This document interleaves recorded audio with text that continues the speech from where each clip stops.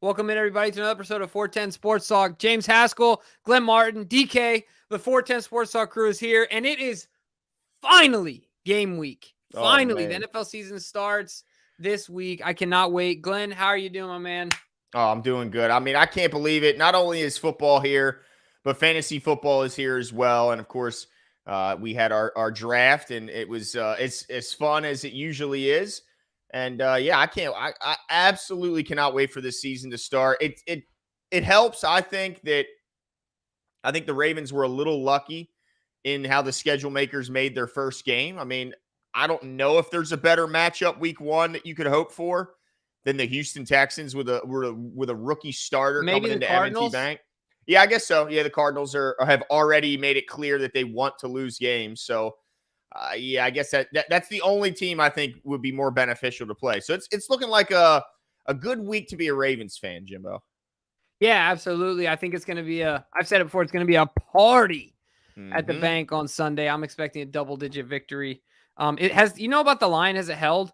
Last I saw it was like 9.5. Yeah. I'm just curious if there's been any movement. Obviously we'll talk about all this, but nicks and bruises and things like that. So I'd be interested to know if any of that changes anything. I just want to say that I took Lamar Jackson 3rd overall. That's how much faith I have in Lamar Jackson. My man Jimbo shook the whole league up. 3rd pick, Lamar Jackson. Number one fantasy scorer this year. Hey, he could be. I wouldn't be shocked. I think it surprised a lot of people. It also broke some hearts at the back end of that first round. That was my favorite part. It was a bummer that my favorite part of the draft was at the very beginning. Everyone gets up there all resolute, all defiant. They're like, bam, Christian McCaffrey. Bam, Justin Jefferson. And I'm like, you know what? I'm just going to do this to see. Rotla literally was sitting next to me and was like, oh, I'm taking Lamar first round. I was like, oh, are you, huh? Are you now? Yeah. And I just got up there. I'm like, Lamar. You got quite a few Ravens, Jimbo. I got 2 of them. Oh, did you get 2? You got OBJ? No, I got Zach. Dobbins. Oh, okay. I got Lamar and Dobbins. Interesting. Okay. Yeah. And then Pearney got Flowers. I think it was Pearney got I thought about OBJ, but then I thought TJ kind of, not to devalue him or anything, but kind of reached on him a little bit. Not that he reached, but I thought I could sneak him in later. You know what I'm saying? No, I hear you. But look, you can't call somebody reaching when you took Lamar 3rd. Well, right. That's up to everyone's determination, right? But what if I guess he ends up being the leading scorer, then it's not, right? Crazy, right? That'd be awesome. And look, I want him to be, because if he's catching the football, who's throwing it to him. Oh yeah. Oh, for sure. It's a double whammy. But yeah. So we're excited. Football has arrived. The Orioles are, I mean, they're just continuing to look like one of, if not the best team in all of baseball. So it's a really good time to be a Maryland, Baltimore specifically sports fan. I also just want to identify the fact that you see this right here. Yeah, my son. That's a forehead to the face, right there. Bless you. Thank you. Right to the old kiss. Right to the old face, dude. Forehead. Oh, did your eyes water and get all that? Dude, all of it, man. Yeah. Shout out to Sean. I saw that name actually when I was looking up names. Mine is much more X-rated than his name, but his team name is April Showers Brings a Flowers, and I like that as a fantasy football name. Mine, let's just say my quarterback is Tua, so it's a play on his name. Is it? It is. Wait, I thought I knew your team name. I changed it this year. Oh, did you? Yeah, it was the Cutie Patooties. Mm-hmm. That was the name of my team. You know what I mean? But anyway, we don't look. Mine is a little inappropriate. You'll see it, Jimbo, and you'll see why I don't really feel comfortable naming my team out loud. Yeah, that's a good thing. I'm el Vato Loco. That's right. Yeah, which is a watered down version of what I was when my wife made me change it. Oh, I think yours had a little bit of spice to it as well. Oh yeah. Marco says, I got LJ and Mark on my fantasy team. It's over. That's a heck of a 1-2 punch. I think, that's probably the 1-2 punch I would have wanted from the Ravens because, man, that's his guy. Always will be his guy. But yeah, absolutely. Well, let's kind of use that as a segue real quick because before we're going to talk Ravens, but tonight, Glenn did us all the favor of booking some guests. We're doing a bit of around the AFC, a little bit around the AFC North. We're getting all the way around. We did have some issues with our you guys know, of course, the infamous Chris Carter that covers the Pittsburgh Steelers and man of many hats, isn't it doesn't look like he's gonna be able to make it, but we're hanging out in Ohio tonight. Yeah. Northeast Ohio. Is Cincinnati more central Ohio? I'm not that familiar. Yeah, I don't know. I don't know either. But the B&O Railroad is Baltimore to Ohio. I think that ends near Cincinnati, the railroad. Anyway, the museum is right here in Baltimore.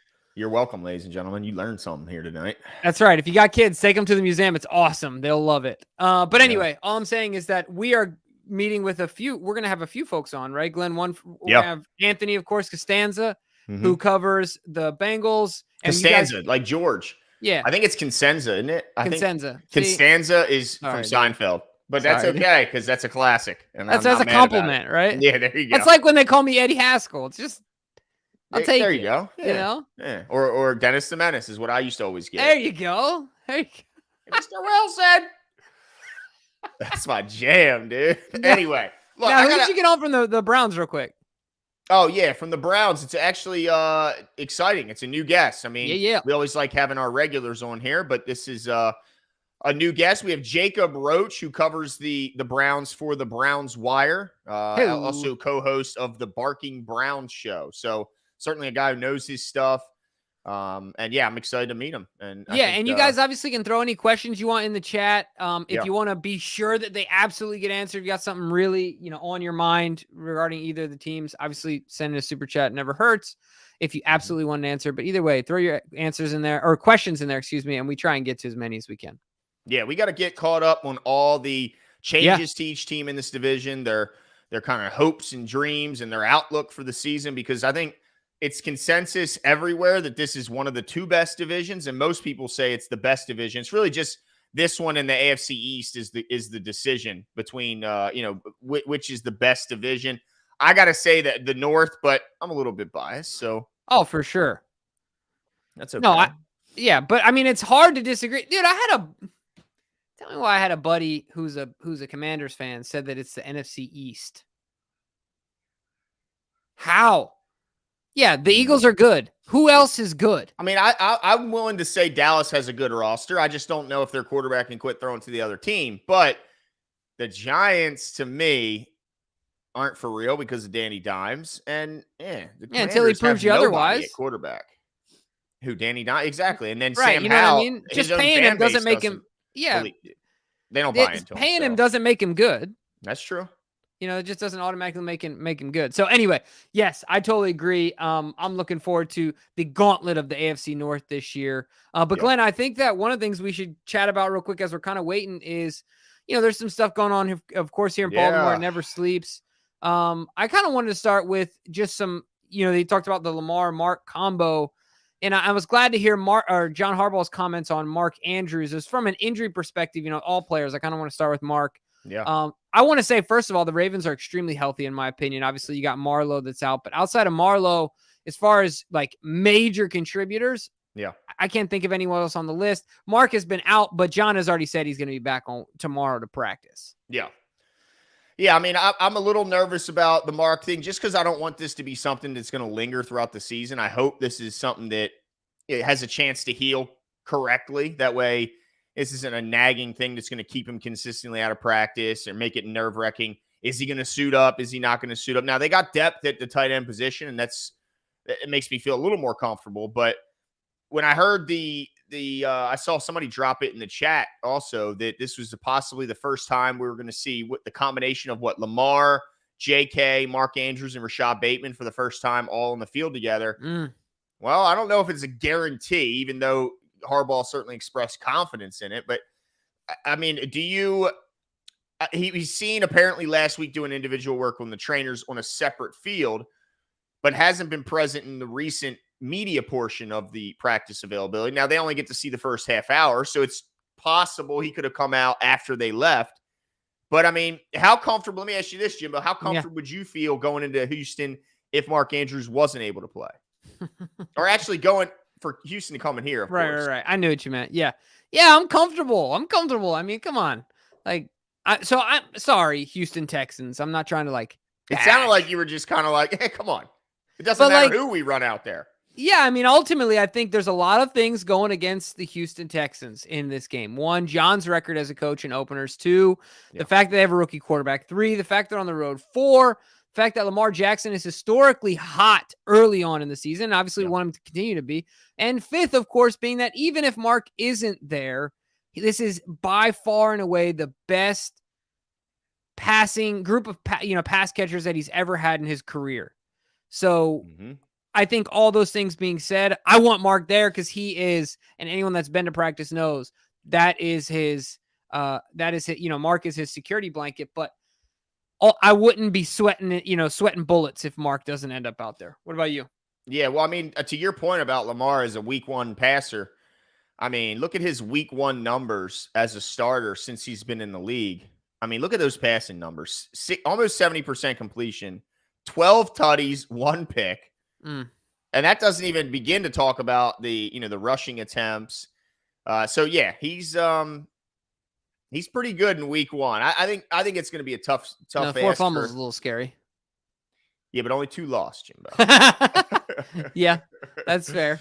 No, but I hope the mesh point it has been an issue in certain seasons in the initial part. I wonder if they're gonna take extra care into that department because yeah, we did see some fumbling issues. And let's be honest, JK hasn't had a ton of time on the practice field with Lamar, so I guess it's possible we could see some mesh point issues. Yeah, absolutely. I don't disagree with you there. I also think that early on in Lamar's career too, you remember like he'd run around and kind of flail the ball a little bit, and the ball Yeah, would kind of like backyard football a little bit. yeah, but that's cut down a lot. Yeah. So I think that's another that was another issue as well. But really quickly, a quick aside, 2 seconds. Who drafted Travis Kelce? Oh, I know, right? He went in the first round. But whoever it is, they're Was going to it be a little Pearney? salty. I don't think it was. Here we go. I have it up in front of me. Actually, it was Cook. It was actually Dave. So, Oh, was it? yeah, it's tough Tough. to see especially a guy who hasn't missed a game in injury for injury in 9 years. Yeah, man, crazy, right? Yeah, I'm not mad though. He's not on my team, and I wouldn't mind seeing the Lions upset the Chiefs week one bit. Man, that would be incredible. Yeah, it would certainly be That exciting. would be Commanders level preseason game when they beat us. Yeah, they'd be storming the field and Right. trumpets playing. I mean, yeah. Seth says Lamar gonna dookie on them like that Browns game. Yeah, I mean, I think it's gonna be rough for the Texans, but they're still a good team. I mean, I don't think the John Harbaugh and this kind of this group of guys is gonna let themselves be caught off guard. Like this isn't to me like a trap game because it's the first game of the year. I mean, they've been jacked up. Maybe if this was week 10. Maybe you have a chance for a letdown or a bit of a trap game. But to me, I think these guys are going to be hitting on all cylinders early on. And I'm not so sure Houston's going to be I think they're going to have like a dumbed down playbook just because they got a rookie. Yeah, I agree with that. Man, I just can't wait to see him back there when he's under pressure. I'll tell you what's going to be really fun. I was actually talking to TJ about this on Sunday. Is, of course, we'll talk about this. We're worried about the edge. And people are worried about the corners, but man, he's going to have to deal with that pressure coming up the middle. Mm-hmm. And you're talking about Metabike. You're talking about Travis Jones. You're talking about Michael Pierce. You're talking about when they throw Clowney on the inside. And there's probably, Broderick Washington. There's some big boys up front that can really rush the passer. Yep. And I think it's really exciting. I mean, look how much money Chris Jones is asking for. And I'm not saying any of these guys are Chris Jones, but it just shows you how impactful these guys are when they can make disruptions in the quarterback's face, right? Mm-hmm. It's just so valuable. If they have anyone close. I mean, just think about this. Chris Jones, when he's on the field, the Chiefs defense has the #1 pressure rate against quarterbacks. When he's off the field, they drop to 28th. Goodness. That's the difference that guy makes. Now, like you're saying, Metabike and they're not him, but they're pretty damn good. And they got a pretty damn deep group where it's not a big drop-off, whether Travis Jones, Metabike, Broderick. It's not a big drop-off no matter who's in there. And that can mean that these guys are, they're going in there with juice. They're not going in there dragging because they done played 60 snaps. Right. Yeah, it's going to be so much fun, man. I can't wait to watch him be. Now, look, the one thing you got to say about a kid from Ohio State, certainly he's played in stadiums that hold the same amount of people, that make the same amount of noise. Like, I don't think any of that's going to be new, because, when you play in stadiums that are 110,000 people and, 100,000 people and things like that, I don't think that's going to overwhelm him, but just the speed, level competition, the physicality, the complexity. And you don't think Mike McDonald knows Stroud? You don't think he knows him? Of course he does. You don't think he's got a little something up his sleeve because he's an Ohio State kid? You better believe it. He's got now. Obviously, Mike's going to do everything he can every week. Doesn't matter who he's up against. But ultimately, look, these guys know each other because Mike is a Michigan guy, at least for that 1 year, and Stroud is a Ohio State kid. So there's familiarity there. Game planned against him. Yeah. Yeah. I think he's going to use that to his advantage. Know his tendencies, know what he's good at, what he's not good at. So, can't wait. Anyway. Let's see. Sean says, are you guys doing the competition this year? We're not only doing it, I will reclaim my rightful place. Wait, who won last year? I don't recall. I mean, I like to look forward in life. Where are my shades? Because my future's so bright. I don't know where my shades are. But yeah, Sean, we are doing the competition. And I've decided this year that I'm not gonna take it light on my opponents this year. I'm gonna be a bit of a blood in the water type approach to this one. When I see weakness, I'm going to step on the throats of my opponents and not let them hang around like I've done in years past. Yeah. So. I have nothing to say just because I won. I mean, what else am I supposed to say? I don't know, man. I'd like to look at the future, Hey, that's fine. I don't like to look too much in the rearview mirror. But yeah, Sean, we're going to do it.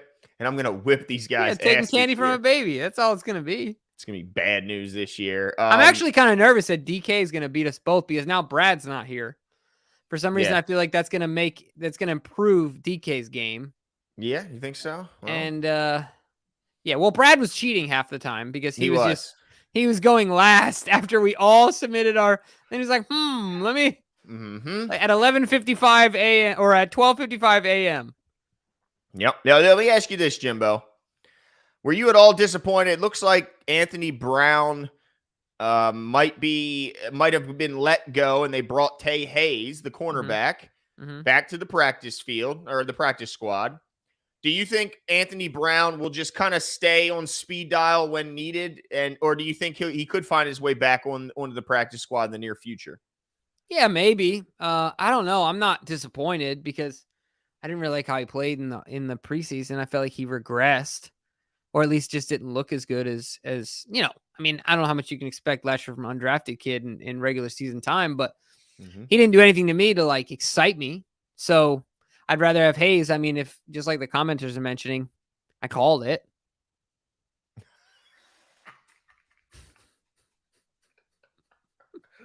Yep, you did. Okay. So, just stick with me. Stick with me. When Brandon Stevens makes a pick on Sunday, stick with me. At me. At 410 Sports Talk on Twitter. Okay. And Zay Flowers, our leading receiver. That's right. Look. And make sure you at me and Kadri Ismail with a screenshot of Zay's stat line and Charlie Kohler's stat line. Which probably, unless Mark's not playing, I got a feeling that his stat line 0, 0, 0. Yep.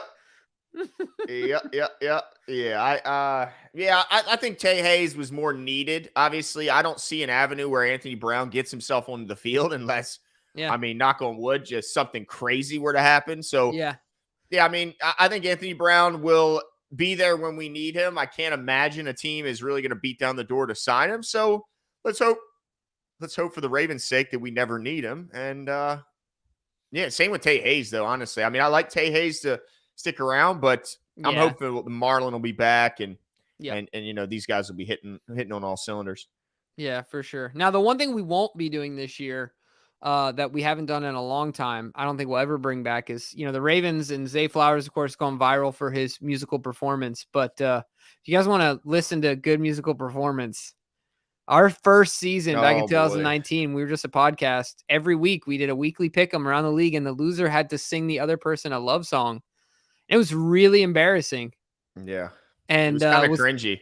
Yeah. The most stress-inducing moment of my week was if I lost singing. It was absolutely brutal. So we won't be doing that ever again. No. No. I'm not singing on here. After Glenn sung Usher, I was done. I just couldn't do it anymore. I went all in, dude. Whew. Absolutely committed. Now I got to ask you this. Yeah. If you guys ever saw it, it's horrible. It's a good thing it wasn't on video, right? Actually, on video, I might have wanted some people over because I think I make good faces when I'm singing. I think that's the underrated part of my singing is my facial expressions while singing. Top of the line, dude. Top notch. Well, let's see it. No, it has to be organic while I'm singing. Okay. So what do you mean? Mute? Watch, I mute it. Just sing on mute just so you can see my face. There you go. Just yeah. Now we're gonna think of a penalty. We got to think of a penalty. Yeah.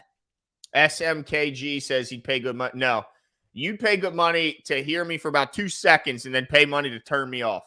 There you go. Hey, submit a super chat, dude. Glenn will do it. Glenn will do it. Listen to you, dude. Submit a super chat, man. Voice all changed. Where's Numra? Where's Numra, man? When you need him. Damn it.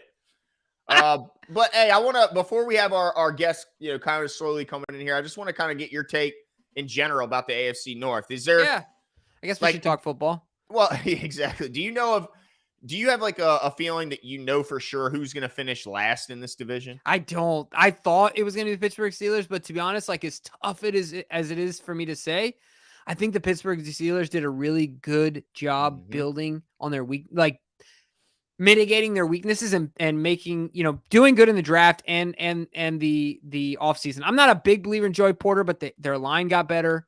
Their D-line got better. And they've got weapons on the outside, of course, but ultimately for them, it's really going to come down to Pickett. Yep. Is he real? Like, is Two Glove Kenny legitimate? I don't know. I still don't know. I mean, that's going to be a tough one. And that's ultimately what it's going to come down to. But if he's real, they're going to be well coached. They're going to fight hard. They got the best pass rusher in the NFL. I don't care what anyone says. Don't bring up Myles Garrett to me because TJ Watt is better.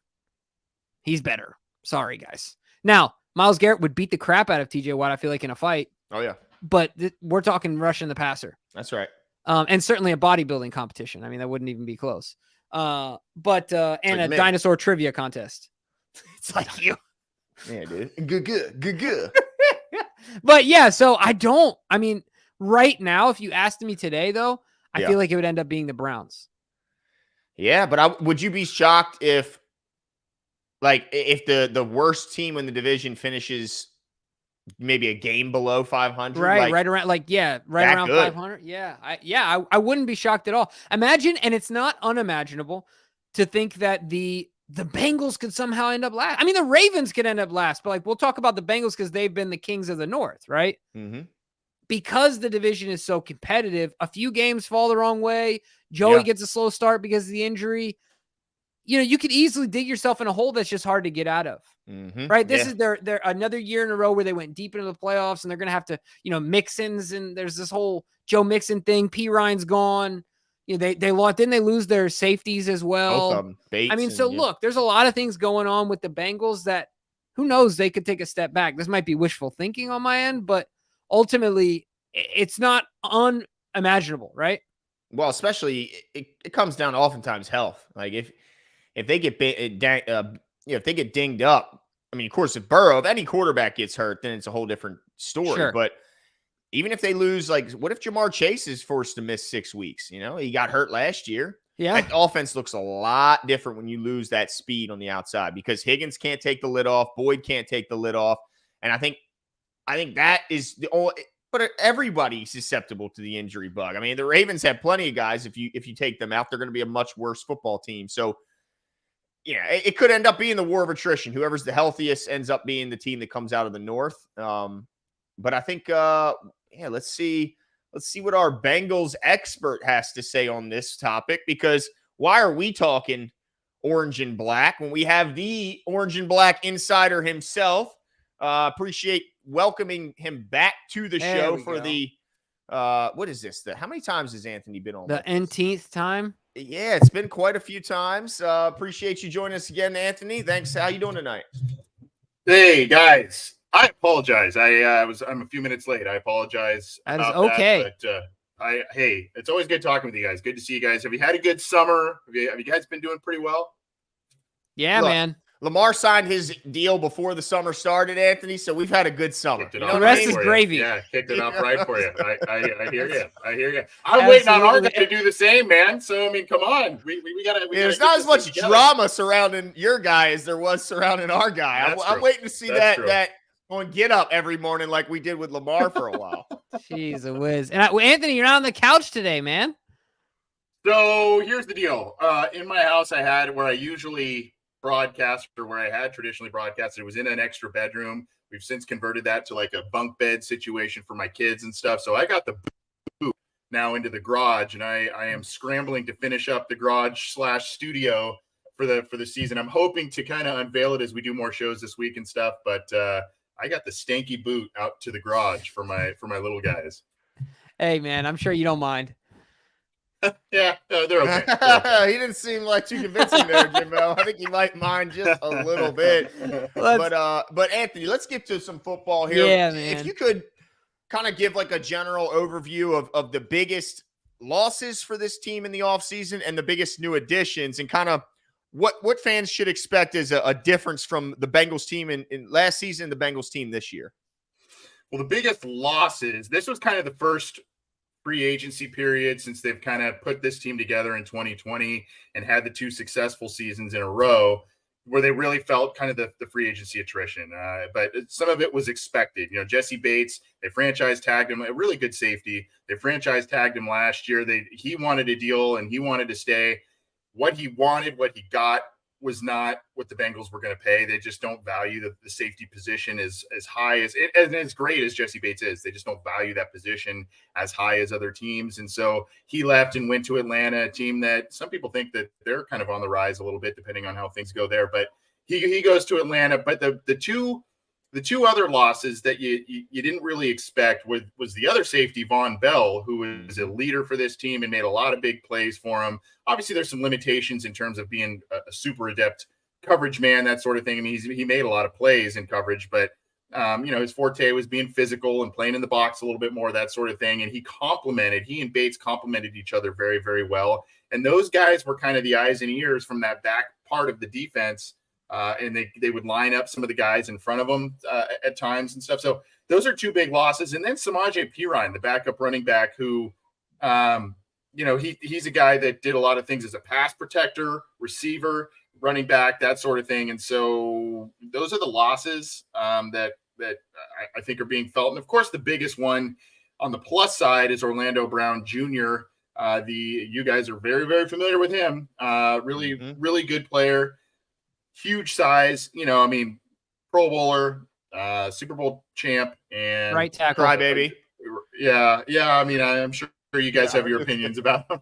No, but you know what's cool about, at least for us from the Bengals perspective, he came in and he really embraced kind of the culture, the fan base, and everything right away, from really coming from 2 big rivals of the Bengals and landing right in there, and then taking hold of that left tackle spot.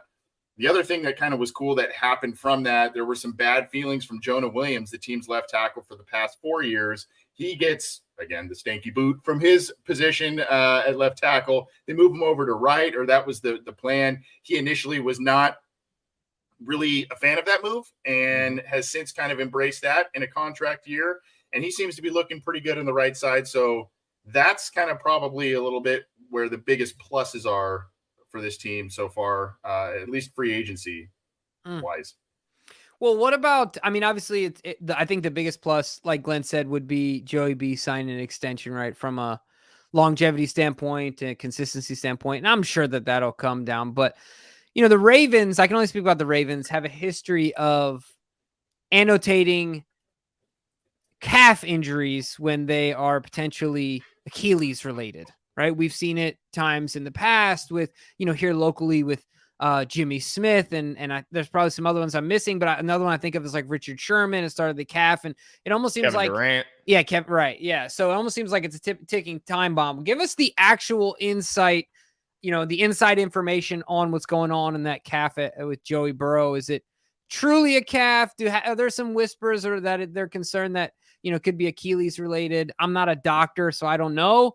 But tell us what you know. What's going on there? Yeah, I mean, I'm Dr. Anthony MD, right? There I you have go. all the answers on it. No, I don't. There are no rumblings of anything else happening other than it being I think it was labeled as a grade 1 calf strain. I think they were uber cautious with the thing. They didn't, and so much so a little bit on the frustrating side, because we had said from the Bengals side of things, finally, Joe Burrow's going to have a normal offseason. No coming back from a torn knee, no COVID offseason, no appendicitis, right? All this kind of stuff that he has experienced each year in the league. And then all of a sudden he goes out there. I think it was the second practice. He pulls the calf strain. So I don't think there's any other ankle or Achilles or anything like that. I think they also were being cautious so as to not rush it back to potentially make that the situation, right? It becomes that situation by pushing it back too early. So he was out, I think, for a total, it was just under 5 weeks.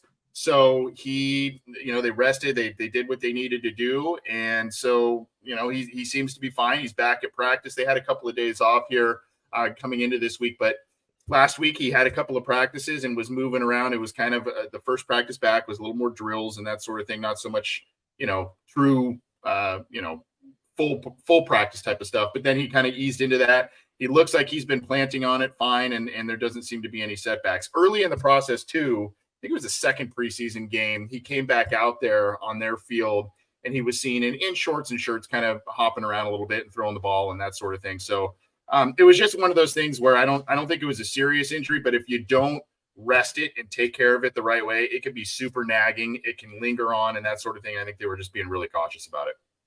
Fair enough. Gotcha. Yeah. One addition I think can be maybe a little bit overlooked. I like Irv Smith Jr. as a new tight end here. I think he's a good athlete. He can certainly run. I know they lost Hurst, but I think Irv Smith could have a big year for them. What's the summer? What's training camp look like for Irv Smith Jr.? He's looked good. I mean, with him, it's been two factors with him, right? In Minnesota, he was kind of a little bit of a second tight end option behind Rudolph for a lot of years, right? Or a couple of years there. And then, there's some injury stuff. So the athleticism's there, the profile to be productive is there. Now he's kind of the top guy in what's really kind of a weaker position group on this team, the tight end spot.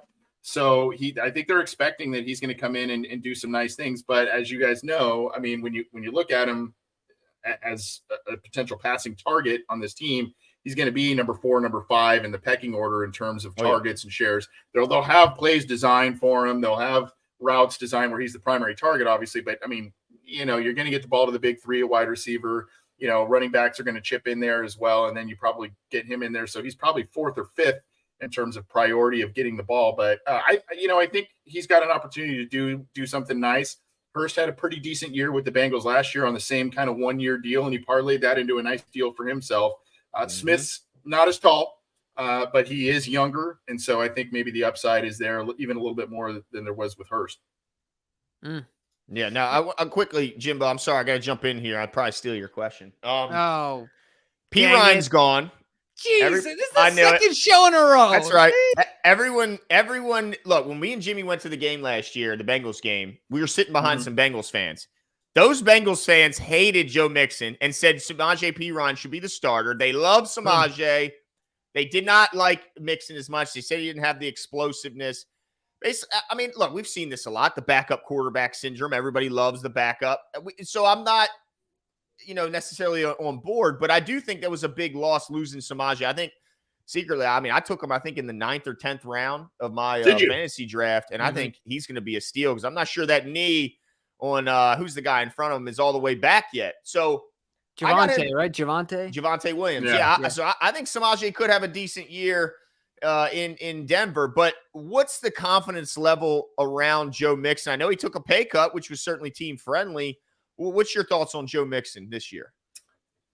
Joe Mixon had, for lack of better words, a very interesting offseason. There were some, for the first time really as a pro, we know about some of the stuff in college. For the first time as a pro, he kind of started hearing and seeing some off-field stuff. Now, he has since had charges on one incident dropped, another one he wasn't involved in. It was I guess around his property or something like that. A proximity issue. Right. So all of that's behind him. And so he has now been elected a team captain for this team. And he's been a guy that they've relied on pretty heavily. Now, last year he had a decent year.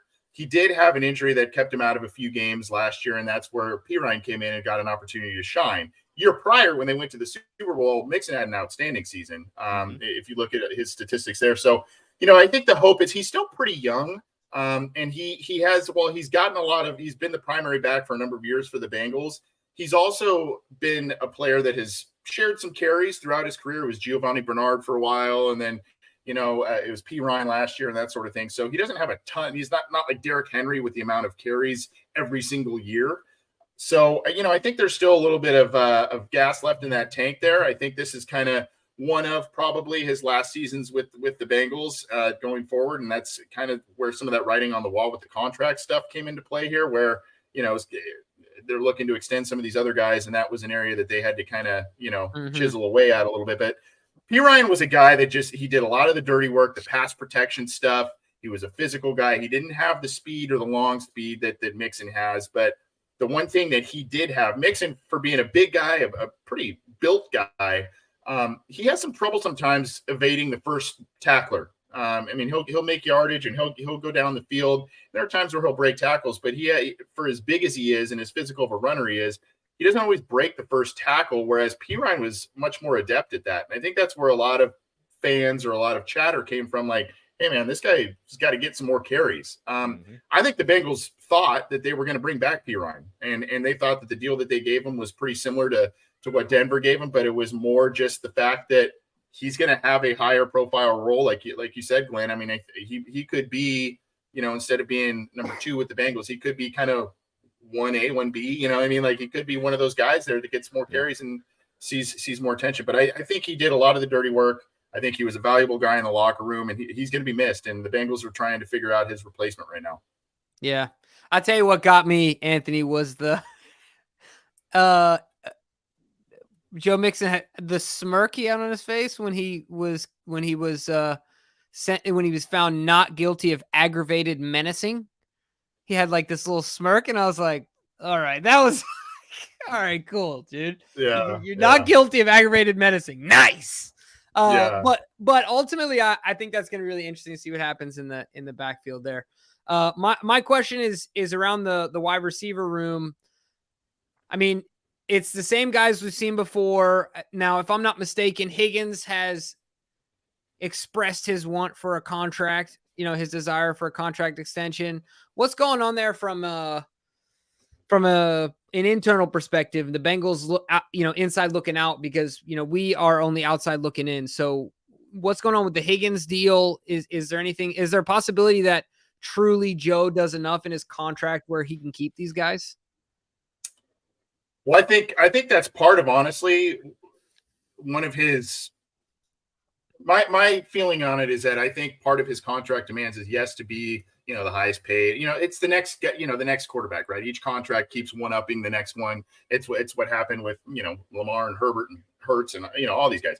So I think he wants that and be the highest paid and all that. I think guaranteed money, I think length of contract, all that stuff matters. But I think the ability, I think he wants a commitment from the Bengals as well to be able to keep Chase and Higgins. I think, and so that might be something that is or isn't holding things up. I don't know. I know the Bengals want to keep T. Higgins. It's just a matter of making the numbers work, keeping that core together.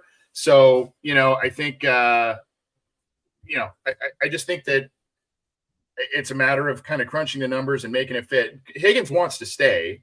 And I don't think him kind of being a 1B behind Chase really matters to him that much, because he still puts up numbers. He still gets attention. He still, gets the accolades. So I don't think that that's a problem. There's nothing about, anything disgruntled or anything like that about him and his contract situation. But, he has one less year on his rookie deal than Burrow could or would have. So, it's a little more urgent to get that done. But I mean, it's also kind of a domino effect. You get one done, hopefully the other gets done, and all the pieces start to fall into place here. But he's you guys know he's an excellent player, and it would be a tough loss if the Bengals were not able to keep Higgins in that wide receiver room. There were a couple of other additions in that room, rookie Charlie Jones and another Another rookie, Andre Yoshivash, I think I'm saying it right, Yosivash, who played really well in the preseason. So those are some names in there, along with Trenton Irwin, the guy with the flowing blonde hair, the slot receiver. I don't know if you remember that guy or not, but those are some of the other names in that wide receiver group. Yeah, he was an undrafted kid for a while. Or he was an undrafted kid, right? Yeah. Kind of has worked his way up, and it's hard to not root for the undrafted guys, even if they are wearing the wrong colors. But I gotta ask you on the other side of the ball about Dax Hill. I think some people are, I don't know, for some reason it seems like this guy gets a lot of reaction from the fan base, stepping into some big shoes, no doubt about that. But what's your thought on really both the safeties taking over for? I mean, I've said it on the show. I think it's arguably they were the best safety duo in the league last year. You lose both guys. What do you think Dax Hill and I guess Nick Scott are going to be able to do to fill those roles? It's going to be difficult. And the hope, I mean, there's going to be some growing pains because I think they're going to try and mix in rookie Jordan Battle somewhere in there as well, too. Maybe all three on the field at the same time, certain packages, just depends. They kind of, they lost a lot of players in their defensive backfield. They kind of lost a hybrid player in Trey Flowers, a guy that was kind of a slot, he's a big guy. He came from Seattle. He was a boundary corner there, struggled in that role, but came to Cincinnati and they found a nice niche for him where he was following tight ends a lot or slot receivers and where he's kind of playing a little more close to the line and it suited him well. They lost him too. So now you've got Battle, you've got Dax Hill, you've got Nick Scott, all new players into the mix and limited preseason snaps, that sort of thing. So you got a inexperienced, limited snaps, that sort of thing. And you go, well, man, how steep is this learning curve going to be here? Dax Hill has all of the skills that you would want out of a player in today's NFL. I think he could be a hybrid guy. You can play him in the slot. You can play him at safety. You can do a lot of different things with him. He made an excellent play against, I think it was Jordan Love in the preseason, knocking away a pass where it seemed like he just came out of absolutely nowhere and covered a lot of ground to do so. So I think the excitement's there.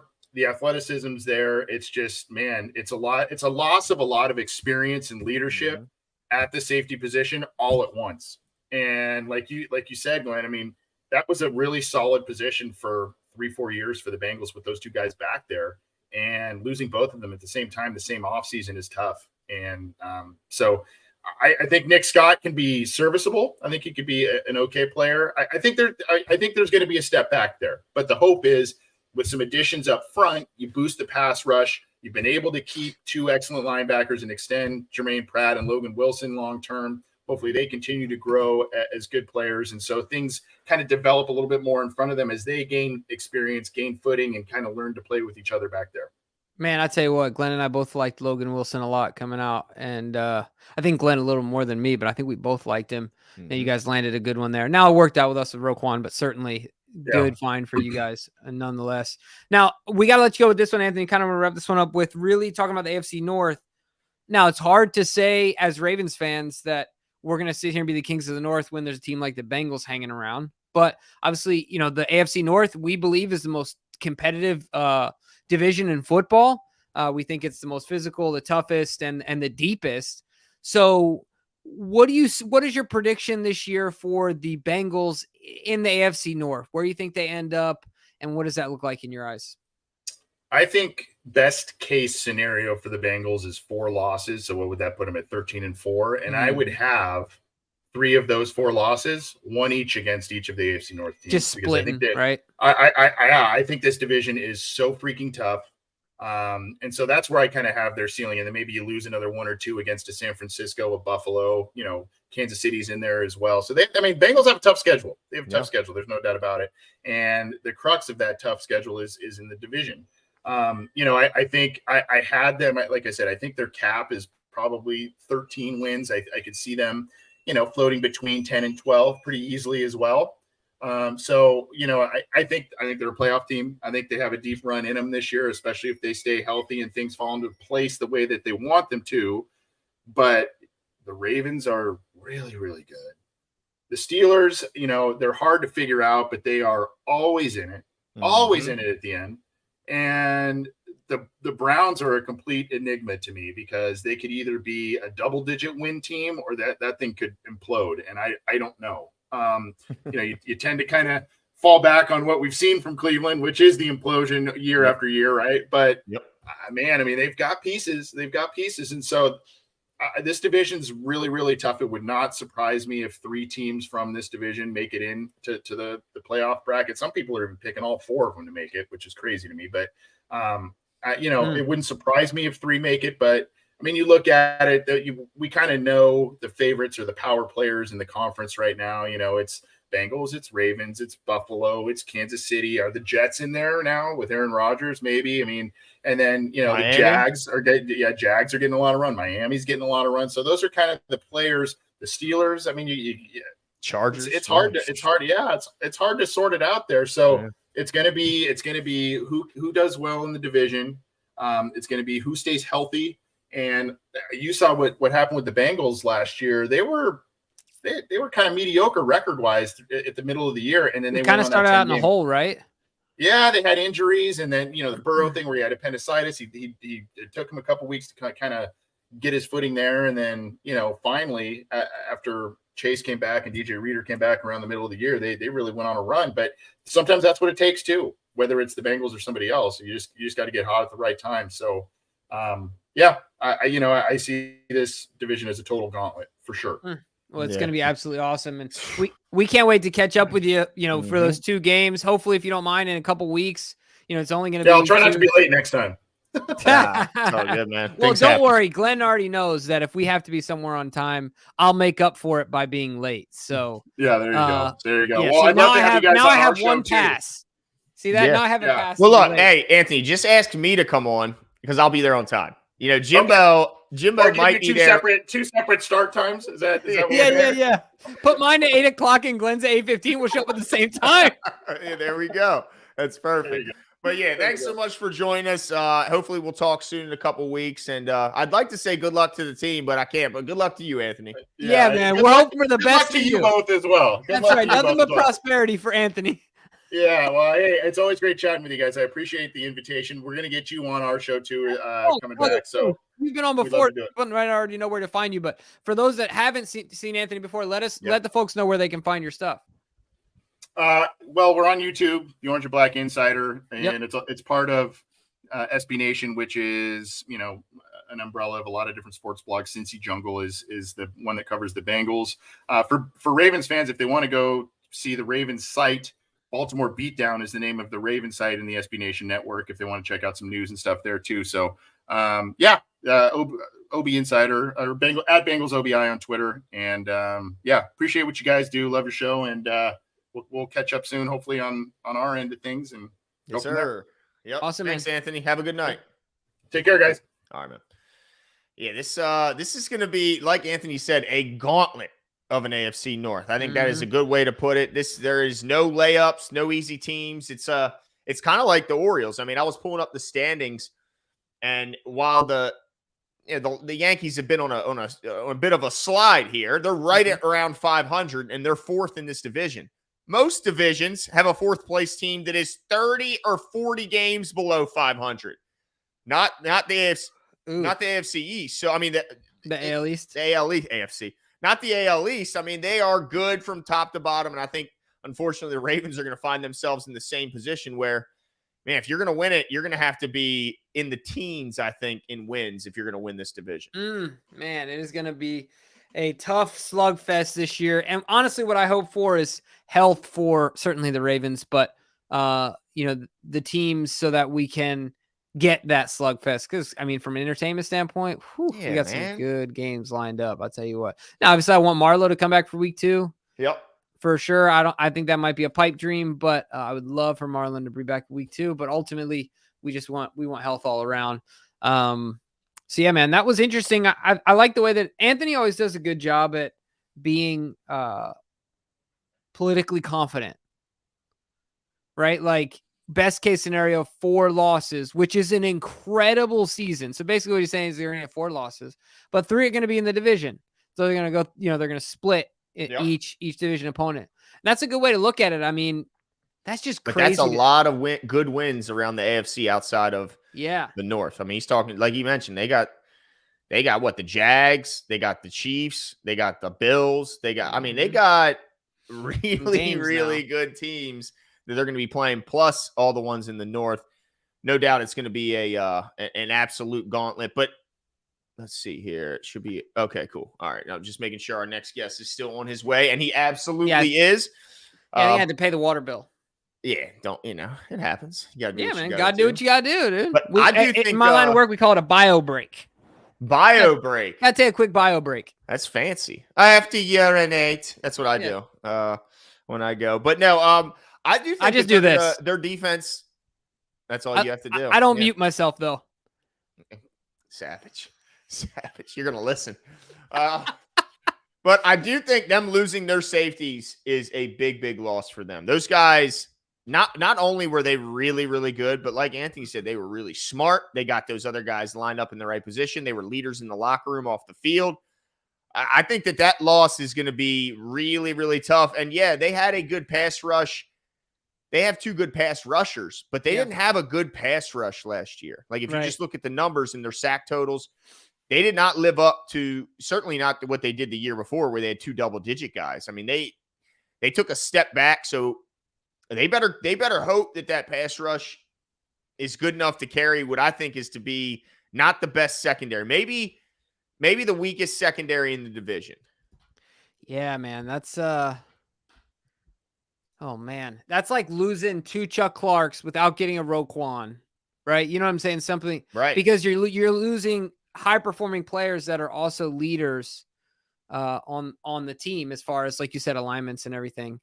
So that's going to be a tough one. And I hope we can exploit it early on, certainly. I'm not mad about playing him in week 2. Like I said, obviously hope Marlon was healthier, but it'll be fun to go into Cincinnati, and it would be so much fun to go in there early on and give them a little beat down in their own place, right?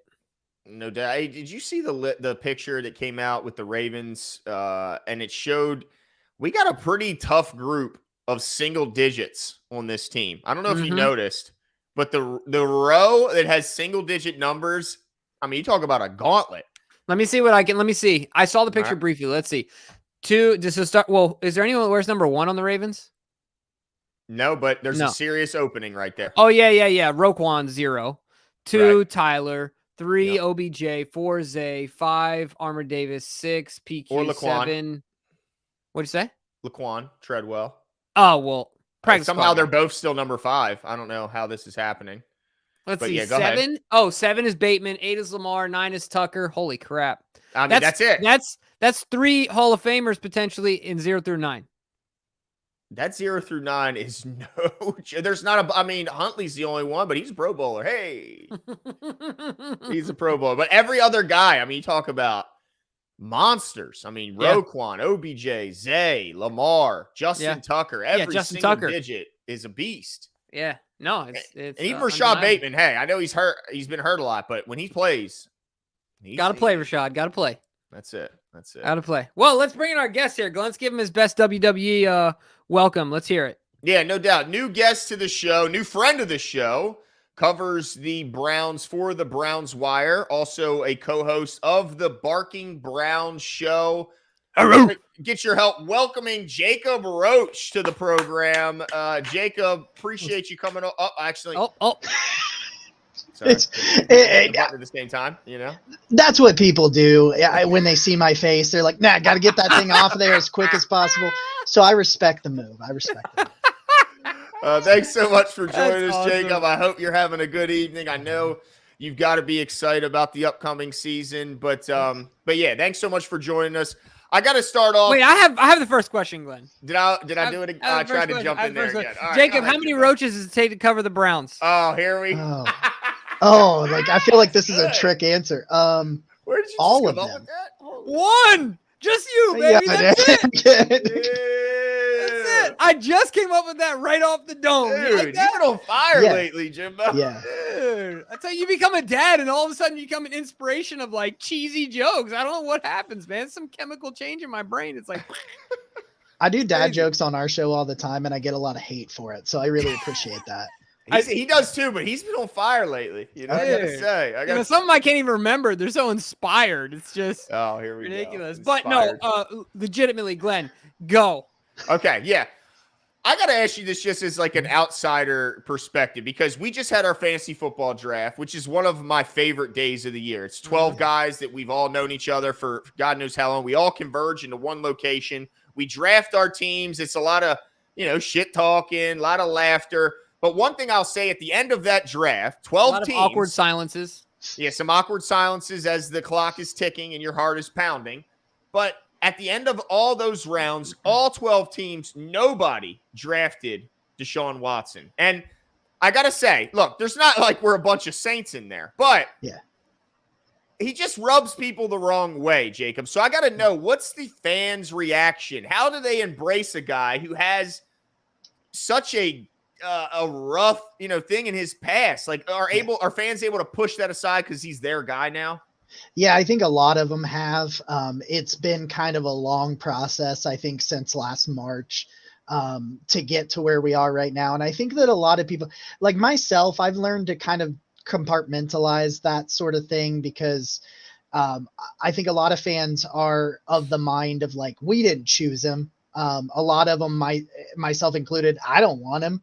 Like, I get what it is on the field, but I don't know if it's worth everything that has happened. Like, you can't get on Twitter without saying, if you say something, other fan bases will, come at you for defending this situation. And it's like, no, like, that is not what I'm about. But I think a lot of people have found ways to just be like, hey, I said this last year. It's kind of like, hey, I was here before Watson. I'll be here after Watson. And I'm not going to let one man's awful off the field take something that I love. I mean, look at this room behind me, I think that's where a lot of people are, where it's you're just dedicated, you're a loyal lover. I can tell, man. Yeah. And I mean, like, it's like how me and my dad first bonded, growing up, like was watching it. It's like, I'm not giving that up for him. But I think a lot of people are like me. I'll never buy his jersey. Like, that's no matter what, that's not going to happen one way or another. But I think there's still a good part of the fan base that left and will never come back. Like, wow. I think that's realistic, and people who like try to say it's all just sunshines and roses and everybody doesn't care. That's just not true. Some of my favorite podcasters are completely done as a result. Wow. Yeah, it was a weird time for me as well. Like, we've been doing the show for 4 years now, and when the news broke, I have a coworker of mine that is a big Browns fan. He knows the stuff. Like, generally, there's a lot of football people I listen to, like friends that will talk football, and you're like, okay, I don't know if you really know football. And look, I'm not an expert by any stretch of the imagination, but you can tell pretty quickly there's levels to this. Like, he knows his stuff, but way too early, he was way too excited about it. I was like, dude, you're not gonna get me excited about it. Like, you're just not. But I totally get it. Feel free to take I call him Deshaun Watson now. But ultimately, I think that's an interesting take. I like your I'm not going to let this person kind of take this away from being a part of my life, right? Like, ultimately, it's just one guy. And Glenn said it before we started the show. One of the things that's interesting is, like, he wasn't a draft pick of you guys, and it's a little different. To me, I kind of see it as he's a mercenary, right? Like, he's bought and paid for to come in and do a job and do your dang job and let's get it done type thing. But I do have one more question about Deshaun as far as that stuff goes, because one of the first things we talked about on the show was when it came to that situation was like, you come to a new team, you kind of are starting to integrate yourself into the locker room, but there's got to be, I say vets, but probably Vantage, there's got to be some guys out there that are like, I'm never following this guy. Like, I have daughters, and like, this is weird, like grown men that are mid-30s, and they're like, nah, dude, you can't say anything to me. Is that something you still see and kind of hear in the locker room? Is it all over and done with at this point? So from what has come out that I know about, it feels like it's kind of done and over from that perspective. And that could easily just be that they're being professional about it, that they understand that, like, hey, he's the quarterback. Like, it's not changing. And I got a job to do, and I'm going to do it. I think that's the public persona, but I haven't gotten any kind of indication, but I'm not in that locker room. But I feel like if you could get some people alone, that they would say the same thing that I kind of feel, which is like, hey, he's a talent on the field, and there's a good chance that they win because of him, and that's my job. So I'm going to do it, and I'll be happy to get the W's. But if I could redo it, I think a lot of people would be like, yeah, I wish that we avoided this situation altogether. Yeah, there's definitely probably still some of that. Yeah. And I think you said professionalism, maybe just winning out, and that's why we're not hearing it. But let's get into the Browns and not just Deshaun Watson. We asked our last guest who covers the Bengals, what were the big major changes? And of course, sorry, my power just went out. Did it? Oh, yep. Well, you're back. Okay. Well, I'm glad you're somehow still. It's still out. I just connected to my phone really fast. Look at you, improvise, Jimbo. It's 100,000 degrees. I'm trying to keep my son at a solid condition. Oh no, that's right. It's 100 degrees in Baltimore. Not a good time to lose air conditioning. Well, while Jimmy tries to process this new information in real time. Oh, came back on. Oh, sorry. I apologize. Came right back on. I saw the joy. Yes, the power is back. Pay no attention behind. I was literally about to move. I'm like about to put my house up for sale. Like, it's over. I'm done. I got some space. I'll let you stay. But we know that the Bengals lost two high-profile safeties. Of course, the Ravens' changes were pretty obvious as long as you turn on ESPN with the additions of OBJ and other guys. But what about the Cleveland Browns? What were the biggest losses in the offseason, and who are the biggest new additions? I think that when you ask Browns fans and you look kind of somewhat objectively, I don't know that any of the losses that they had, they can't overcome. Like, it was just a situation where there was a lot of people that had, Jadeveon Clowney's time in Cleveland had just come to an end. He didn't want to be there. He didn't want to be in that situation with Joe Woods. He was inactive for the final game as a result. He's probably the most talented player that they lost. I would say it's probably in that situation. But you look at on offense and you look on defense and you just see where Andrew Berry's tried to right some of the wrongs that he did when it came to building that. But in the end, I think the biggest addition was Jim Schwartz being added with what they added on defense. I mean, you had Zadarius Smith, who had 78 pressures and 10 sacks.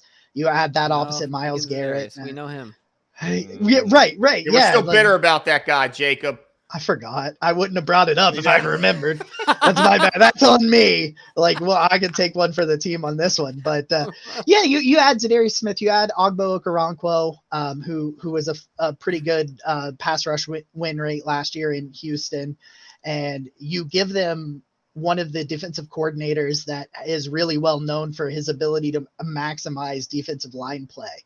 And use that wide nine with Myles Garrett and Zadarius Smith and Ogbo Okoronkwo. You can add in Dalvin Tomlinson on the inside. I think Shelby Harris, it was kind of a really under the radar signing that they got towards the end, but they've always had good cover corners in the backfield. And they finally get a free safety in Juan Thornhill, and they give them a truly elite defensive line. I think that if they play the way they should, what they look like on paper, that defensive line is absolutely them with Jim Schwartz is the biggest addition. And that's without talking about my favorite player, Elijah Moore. But I think if you look at it top to bottom, I think it's the defensive line mixed in with Jim Schwartz is absolutely what has me the most optimistic. Wow. Now, I want to ask you this question about the team as a whole, because everyone kind of you looking up who drafted him, Glenn? I drafted him, actually. You did? So I'm going to ask him about Elijah Moore as soon as you're done your question. Okay. Here, James. So I want to know really about the team as a whole. It's kind of interesting because when you're talking about the AFC North, and you talk, we've said it before. We said it like 8 times on this episode alone. I feel like it's the most competitive division in the NFL. But really, one of the things that a lot of people outside of Cleveland depend upon is the ultimate implosion of the Cleveland Browns, right? Like the inevitable implosion of this who team. They are. Yeah. Right. Yeah. But ultimately, like you're a Browns fan, so you're subjective, but also you cover the team, so you have to be objective. Yeah. What makes you feel good about that not happening this year in comparison to other years? Is there something specific, 1 or 2 things you can point to that says like, all right, this won't happen because of this guy or this scenario or whatever the case may be? That's a hard question. Like, because I've been trying to answer it all off season because that's what we get. And it's like, well, even though that these players are talented, once they put on that orange helmet, it just becomes a whole different story. So I really think that when you look at what Kevin Stefanski, he's probably the reason for me. When I look at what he's done in Cleveland, I talked about this on my show just a little while ago. You look at the success he had with Baker Mayfield, and you look at some of the wide receivers that he had played with, that he had coached. What has Rashard Higgins done since he left Kevin Stefanski? It's you know, true. like, and like I can show you film on Christmas Day in 2021 of Jarvis Landry, who was just a shell of his former self because he was all banged up, running wide open. Rashard Higgins, who couldn't even find the field after he left Cleveland, running wide open. And it's all comes down to, I think, the schematic ability of Kevin Stefanski to call an offense. And I know he gets some hate and there's some situational stuff, but he got the best seasons out of Baker Mayfield. His best season of his career is with Kevin Stefanski. Jacoby Brissett was so incredibly better than he had ever been going prior to last season when he goes with Kevin Stefanski. Mm-hmm. We won't talk about the Deshaun Watson 6 games there at the end, because that was definitely not the best 6 games of his career. But we're looking at Kevin Stefanski has shown what's the word? Not going to say it. He has shown the ability to get the most out of what he has. And now he's gotten a truly talented franchise quarterback in my mind. And he has a lot of really nice weapons that he has not been able to coach up prior to this. And if he can coach lesser talent to high production, I think you then mix that in and give him top tier talent. And I think that as a leader, I think he's really going to, he's the reason, I think, ultimately.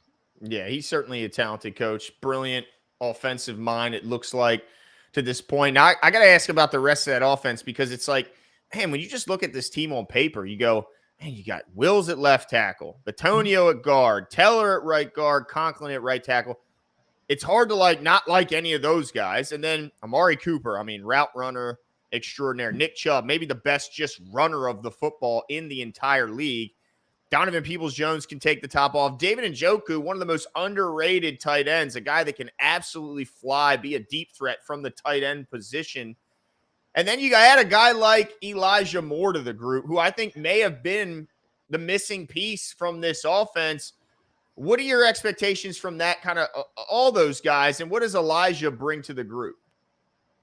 Elijah Moore was my draft crush in his draft a couple of years ago, and they ultimately took Greg Newsome in that draft class. And Elijah Moore has just been like this pipe dream for me for several years, and then they find the way to get it. I kept trying to will it to happen this year. I wrote several pieces on Browns Wire where there's trade for Elijah Moore, and then they did it. They've shown that his usage is, I think this year will be similar to a couple of years ago from Deebo Samuel, in the sense that they're not the same player and what they can do, but Elijah Moore has his first snap of the preseason. He was in the backfield, and they flexed him out from the running back position into the slot. He catches a little 8-yard out route. They run a jet sweep with him for 18 yards on the next play. He is this jack of all trades that I think every coach wants to have, that kind of tool that they can just move around and use in a bunch of different ways. And Kevin Stefanski's seen a little bit of that with Percy Harvin in Minnesota. Mm-hmm. And I think if you look at kind of the stuff that he did with Percy Harvin, or what the team did while Stefanski was there, I think you're going to get that with Elijah Moore. He's so dangerous in the open field, and his ability to accelerate. He has great body control. I think he's a better route runner than people give him credit for. He's mixed in now with Amari Cooper, who I think is top 5 in route running in the NFL, somewhere probably, maybe top 10. I don't know. He's somewhere in that range. And Elijah Moore has, if you watch what happened in New York, you see a dude that was open a lot. Mm-hmm. He was open a lot, and he had Zach Wilson and some other things going on. So I understand, why those things didn't work out, but he's like this, this Swiss Army knife. There's the word I was looking for. Sometimes those words, I gotta chase them down. I'll find them eventually, but he's just kind of a Swiss Army knife, where I think they have not had speed in this offense. They haven't had speed in this offense. And now you added him and Marquise Goodwin, and Goodwin comes back from the blood clots last week, and we were I think most of us were kind of shocked that we hadn't heard anything since he had blood clots in his lungs and his legs at the beginning of training camp. And all of a sudden he comes back and he stretches the field. You've got everything back from last year, and you're no longer playing in the red zone all the time because you can actually push the field vertically. And I think that this assortment of weapons is it's a very diverse wide receiver room. And I think with Elijah Moore in there and all the things he can do in and out of the backfield, I just think that as long as people stay healthy and things go the way they should on paper, that the passing offense can be pretty prolific. Well, you got Glenn excited. That's for sure. I know he's feeling good. You know, I like to see my late round addition of Elijah Moore was not going to be, wasn't a misstep. It doesn't look like to this point. Yeah. Well, I got to know, Jacob, where do you see this team in stacking up in the AFC North? Like, what's your viewpoint on the North? And then relative to the Browns, where do you see them? So I did a complete record prediction probably like a month ago after I had talked with Kevin Ostreicher of Locked On Ravens. He had came on our show, and he got me to bump it up a little bit. So I eventually put the Bengals, the Browns, and the Ravens in that order with 12, 11, and 10 wins. So I think that all three of those teams are going to win double-digit games. I don't know ultimately if the Browns are in third or the Bengals are in third or where it goes. I do think I'm not high on Pittsburgh, and I know people will get mad at me for it, but eventually I got to be right. Eventually I have to be right. They won't get mad at you here, Jacob. Hey, we can all hate them together. That's right. That's one thing we can do together. But I think that they'll lurk back there and maybe make some run at the end of the season like they always figure out how to do. I think talent-wise that Cleveland is right there with Cincinnati. I think Baltimore's right there with them as well. I don't really know, like, overall how it's going to go, but I think I've got them in second with about 11, maybe 12 wins, just ahead of Baltimore right now. Wow, you got them finishing good this year, Jacob. 12 wins. Well, one thing I think could kind of derail them, and I think Ravens fans, I know Ravens fans have been quite spoiled here when it comes to kicking. Justin Tucker, I mean, every year I just sit back and I just go, thank God we got Justin Tucker, because I see all the crazy antics going on with kickers being swapped. Here you got the Cleveland Browns, who, correct me if I'm wrong, they spent a third or a fourth round pick last year on a kicker. He's gone, and then they trade a 7th rounder for a guy who lost a kicking competition in LA this year. Yeah, no, there's no corrections there. Yeah, that's 100% accurate there. Yeah, no, it was one of those things where you were just trying to find it, like I think they felt pressured about the Evan McPherson thing. Like they go out, since he goes out and drafts him and he kicks them to the Super Bowl. I mean, he was very clutch in those playoffs, and they're like, we're going to get Cade York. This dude can hit it from 65 yards. He can't make a 32-yarder, but he can hit it from 68 yards. He's going to hit a 58-yarder to beat Baker Mayfield in Carolina week 1. You're going to love him. And then it's just going to be a disaster after that. And it was so bad. I mean, he ends up being 75% is what he ended up being on a field goal percentage. He comes out and he misses his first kick, in the preseason. And you're like, oh, we're doing this. Mm-hmm. Okay. We're done. He ends up being 3-6 at one point. But he goes out there and he makes 3 straight kicks in the game against Philly, their 3rd preseason game. And you're like, okay, cool. I feel it. We're getting there.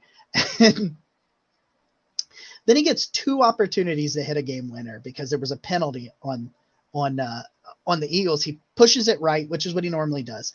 Then he gets to kick it again. It's under 50 yards. Let's remember it was 45 yards. And then instead of pushing it right, he hooks it just awful left. And I'm just like, I don't care if he can make a 58-yarder. We have absolutely got to get this guy. They were to the point where they were like, we're going to go and get Dustin Hopkins. And Hopkins is 84%. He's around league average, but he's got 50% from 50 plus yarders. He's 15 of 30 from 50. And they were like, listen, we don't care about those big kicks. Make the kicks that NFL kickers should make from 45 or less yards, and we'll be totally okay. And so, yeah, I mean, I feel excited about Dustin Hopkins, and that should tell you exactly where we are with the kicker situation in Cleveland. Oh gosh, man. Well, I'll tell you what. My last question for you is this: what's the biggest? Let me ask this correctly. What should people look out for that aren't Cleveland Browns fans that they should keep an eye on, that the national media isn't picking up on, or somebody that's not an insider isn't picking up on? There's got to be something or a player to keep an eye on as far as the Browns go. I think the linebackers are better than they've been given credit for. I think they were put in some really bad situations last year, especially by defensive tackle. The defensive tackle was historically bad last year. The Browns had to there's only one player on this 53-man roster that at defensive tackle that was here last year. And they have 5 on the roster. So they've got 4 new defensive tackles on the roster right now. And I think the linebackers, and especially Mahmoud Diabate, with the undrafted free agent out of Utah, who really came out and just flying all over the field, sideline to sideline. I think if they can stay healthy with Diabate and Anthony Walker, and Sione Takitaki has somehow managed to recover from an ACL tear he had in December and is not, he's healthy. He's probably going to play week 1. Wow. I don't really know. It's like the fastest healing ACL. That deer antler spray, Jacob. He called up Ray and got that deer antler spray. I won't lie to you. In high school or early in college, I did try some deer antler spray. That's actually hilarious that you bring it up. It's awful. Don't do it. It doesn't do anything for you, and it tastes like crap. Yeah, like it's. But so like I think the linebackers are pretty good. And if you want like one specific player, I think Mo Hurst. I think the defensive tackle. He started his career in Oakland, and he's just not been healthy for the past like 2 years. But in the preseason, he was kind of a relentless pass rusher, and I think the defensive line, keeping the linebackers clean, and then just kind of watch out for Mo Hurst. I think he has a pretty good shot off the bench. Yeah, Michigan guy, Harbaugh guy, right? Yep. Yeah, I mean, what can you go wrong when you get a Harbaugh guy? Last one for me, just for Ravens fans. What are the Ravens getting in Jadeveon Clowney? If he's motivated, Jacob, what are they getting in Jadeveon Clowney? An elite run defender first and foremost. If you go back, and especially in 2021, when he had 9.5 sacks, or maybe it was 9, but he was right around the 9.5 sacks, and he was just truly elite at setting the edge. Like, even when he doesn't make, like, his pass rush has kind of dropped off a little bit last year. Of course, the motivation questions are there, like you said, but he will always be an elite run defender. No matter if he's motivated or unmotivated, he was still elite as a run defender last year. You may not see him always making the tackles for loss, but you're not going to see running backs bounce on the outside when he's out there. He will set the edge in the run game. And if you see a tackle for loss and it's not Jadeveon Clowney, who's standing right next to him that set the edge? It's Jadeveon Clowney's right there.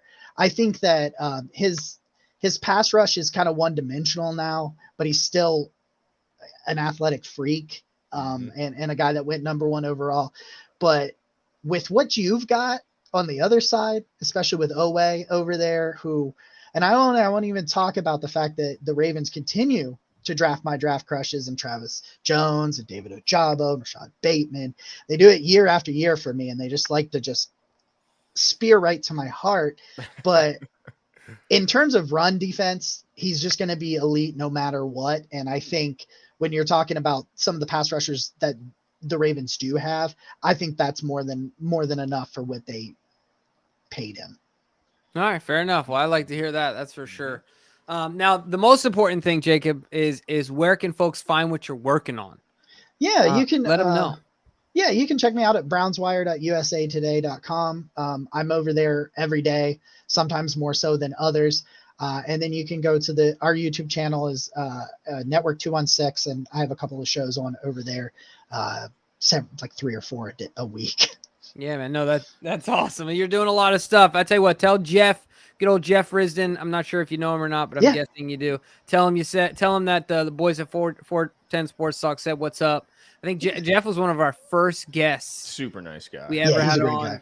Yeah, the dude is the OG of guests for us here at the show, and he's a good one. And that guy knows his football. I'll tell you what. Oh God, so thank you so much for your time tonight. We appreciate it. Enjoy the season opener, and hopefully once we see you guys, both times in the division matchups, we can have you on again. That'd be awesome, man. Yeah, man, absolutely. I appreciate it. Yeah, absolutely. Awesome. Thank you so much, and have a great night. I guess. Thanks, Jacob. See you. Yeah, Nice. he likes them Browns.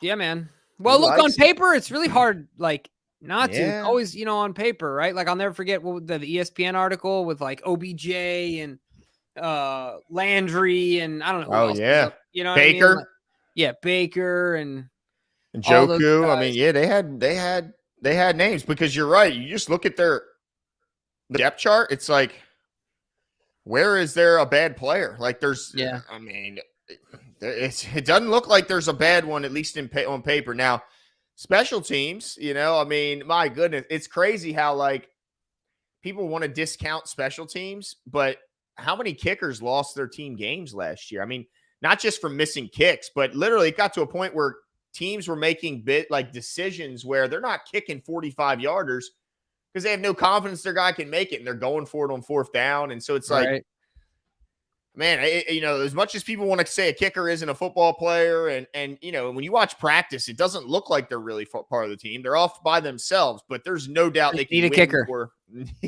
Yeah, they can win you a game and they can lose you a game. There's no doubt about it.